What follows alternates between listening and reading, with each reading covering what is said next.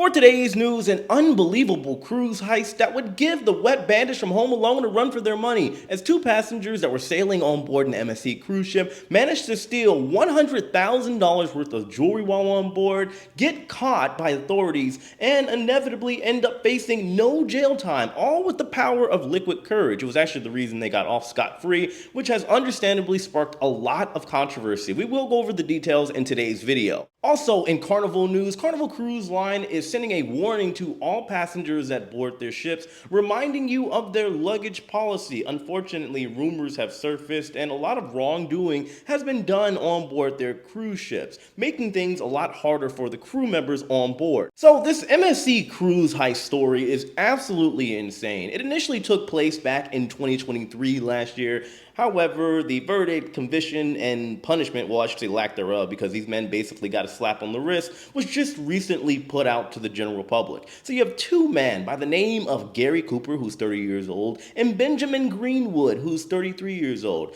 They were going to take a cruise on board the MSC Virtuosa over in the United Kingdom. However, within the first 4 hours of being on board, they decided to indulge in their drink package and get heavily intoxicated. While on board, they would then go into the Effie jewelry store, which was unmanned at the time, no employees inside, and steal $100,000 worth of jewelry. At some point in time towards the end of the cruise, the security on board the MSC Virtuosa would discover through their surveillance cameras while the ship was heading back to its home port over in Southampton, UK, of the heist that took place. They would then track down the men, and upon them intercepting them, the men became very aggressive to the point to which they had to be detained. While detained, body searches were conducted. However, they were not able to find any of the jewelry. It was eventually discovered that the men were believed to have been hiding the jewelry inside of their pants. When the police would eventually board the MSC Virtuosa, they were unfortunately limited as far as what they could do with a full investigation due to time restraints, a quick turnaround whenever a cruise ship docks, unloads some passengers, and brings some more on.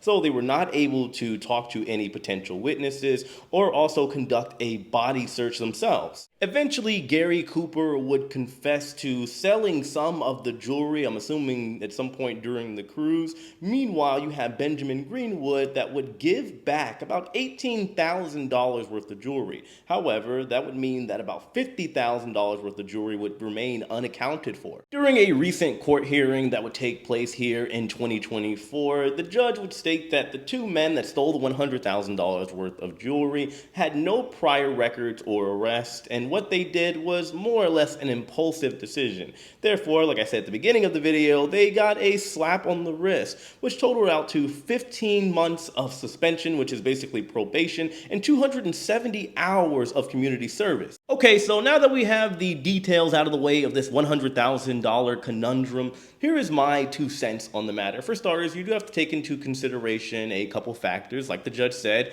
these two men here had no prior record of any criminal activity whatsoever. You also have to take into consideration that this is taking place over in the UK, not in the United States. I would imagine a $100,000 theft situation would be a little bit more serious in the US. There has been a lot of criticism over the years when it comes to UK and how they handle crime in situations such as this that have taken place. That being said, the fact that this crime is being written off as an impulsive decision because these two men within a 4-hour time frame got extremely intoxicated prior to making this $100,000 heist is absolute baloney, hogwash, gray water, BS. Why? Because if it was just an impulsive decision, then they would have immediately taken that jewelry back once they have sobered up. They would not have sold it, and they wouldn't have given just $18,000 worth of that jewelry back as opposed to all of the $100,000 worth of it. At least we all know now that if you happen to be over in the UK and decide to commit a crime, you mug somebody or you get in a car, drive and hit and injure somebody, just tell the authorities that you made an impulsive decision by way of being too intoxicated, and you will get in a little trouble, not a lot of trouble to the full extent of the law, because you were just making an impulsive decision due to intoxication. Moving on to some brief Carnival news. Carnival Cruise Line is not happy with a lot of guests right now. They are standing firm on their luggage policy. You even got the ambassador of Carnival Cruise Line himself, Mr. John Heald, involved, and well, they are going to dispel all of the rumors, well, at least one in particular,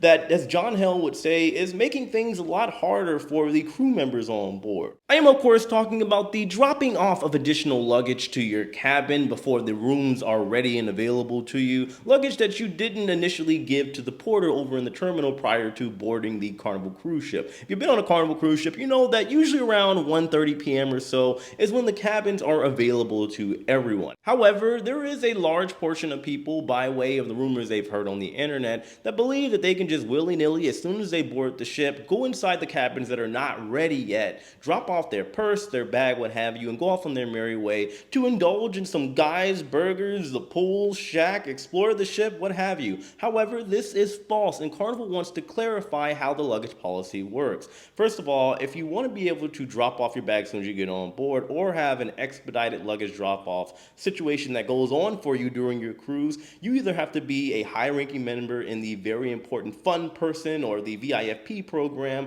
that of which being a diamond or platinum member. You can also be in a suite, and you can also purchase the faster to the fun program. If you happen to not be a part of any of these groups that I just mentioned, then, well, you are going to have to suck it up and carry your bag around the ship until the rooms become available at around 1:30 or so. In my opinion, yes, I would argue this policy is a little annoying. However, I do understand it. While I am running around with all of my bags and equipment that I didn't drop off and getting all hot and sweaty and bothered and not able to fully enjoy the ship until after around 1:30. And when it ends up being a later time when the cabins are open, it is definitely a bummer. However, I do understand it. If thousands of people are running around the cabins while the cabin stewards are still trying to clean it, you can imagine it does make things a little bit more stressful, a little bit more difficult for them to clean the cabin so that it is nice and clean and shiny and new for all of their guests whenever they come on board. In an attempt to somewhat circumvent this issue, because it can be bothersome, there are a couple different options for you. You can try to board the ship a little bit later. If you know the rooms are available at 1:30, there are people that try to board around 1:30 to 2 o'clock.